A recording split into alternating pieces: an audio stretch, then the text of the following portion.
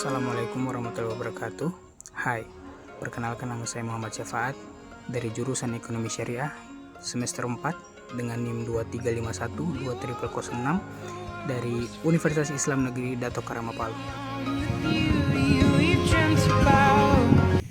Baik, dalam mata kuliah Sistem dan Kebijakan Moneter dan Fiskal Islam terdapat pembahasan yang membahas tentang teori inflasi dan deflasi. Mari kita simak bersama-sama.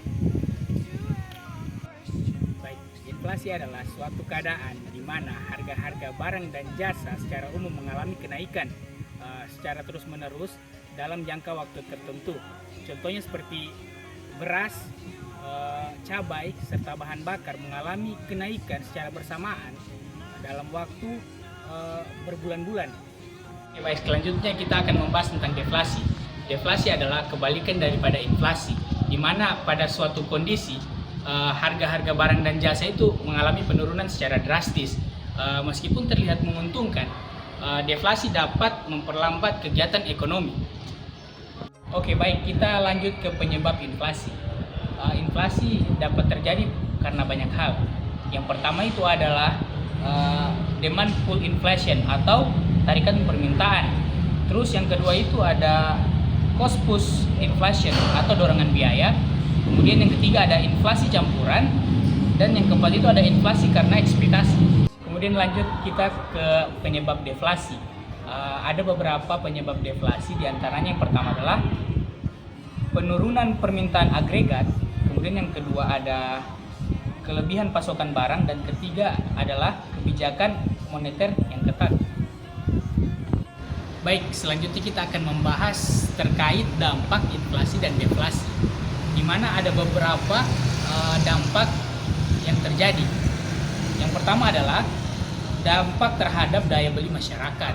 Kemudian ada dampak terhadap investasi.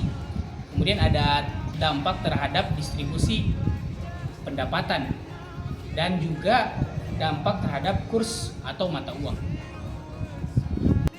Kemudian dampak dari deflasi sendiri, yang pertama adalah penurunan pendapatan perusahaan, kemudian PHK dan pengangguran, kemudian ada resesi ekonomi. Kemudian kita akan membahas tentang jenis-jenis inflasi berdasarkan laju kenaikan harga, di mana ada inflasi ringan atau kurang dari 10% per tahun, kemudian ada inflasi sedang di mana terjadi 10-30% per tahun, kemudian ada inflasi berat di mana terdapat 30-100% per tahun, dan hyperinflasi di mana lebih dari 100% per tahun. Contohnya negara Zimbabwe pada tahun 2008. Kita ke pembahasan selanjutnya, di mana kita akan membahas tentang indikator dan pengukuran.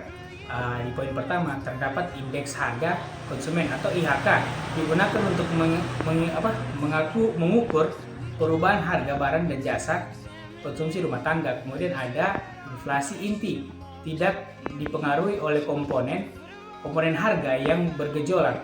Kemudian ada inflasi administered price, inflasi akibat kebijakan harga pemerintah. Kemudian ada inflasi volatile food, inflasi yang berasal dari harga bahan makanan yang mudah dan berubah. Oke, kita akan membahas tentang strategi mengatasi inflasi dan deflasi, di mana terdapat poin pertama yaitu mengatasi inflasi. Yang pertama, kebijakan moneter oleh Bank Indonesia, di mana Bank Indonesia harus menaikkan suku bunga atau BI rate agar konsumsi menurun. Kemudian operasi pasar terbuka. Lalu ada kebijakan fiskal, di mana mengurangi pengeluaran pemerintah dan menaikkan pajak untuk mengurangi daya beli. Kemudian poin yang ketiga adalah kebijakan non moneter, menjaga kelancaran distribusi barang, dan kedua mengendalikan harga barang pokok. Kemudian kita lanjut untuk mengatasi deflasi, di mana poin yang pertama menurunkan suku bunga agar masyarakat terdorong belanja dan berinvestasi. Kemudian ada stimulus fiskal seperti pengeluaran pemerintah yang besar. Kemudian yang terakhir, meningkatkan ekspektasi inflasi positif agar masyarakat tidak menunda belanja. Baik, selanjutnya kita membahas tentang studi kasus nyata. Inflasi di Indonesia tahun 2022 mencapai 5,51% karena naiknya harga BBM dan bahan pangan. Kemudian deflasi Jepang tahun 1990 hingga awal tahun 2000-an. Jepang mengalami deflasi karena kelebihan kapasitas produksi dan penurunan permintaan. Oke, baik. Selanjutnya kita masuk ke kesimpulan. Baik, inflasi dan deflasi adalah dua fenomena yang berlawanan namun sama-sama penting untuk diperhatikan oleh pemerintah dan masyarakat. Inflasi yang terkendali mencerminkan pertumbuhan ekonomi yang sehat. Deflasi perlu diwaspadai karena bisa memperlambat pertumbuhan dan meningkatkan pengangguran. Kemudian yang terakhir, peran pemerintah dan bank sentral sangat penting dalam menjaga stabilitas harga melalui berbagai kebijakan ekonomi. Oke, baik, itulah tadi materi yang saya paparkan terkait teori inflasi dan deflasi. Semoga apa yang saya sampaikan bermanfaat bagi kita semua dan menambah pengetahuan.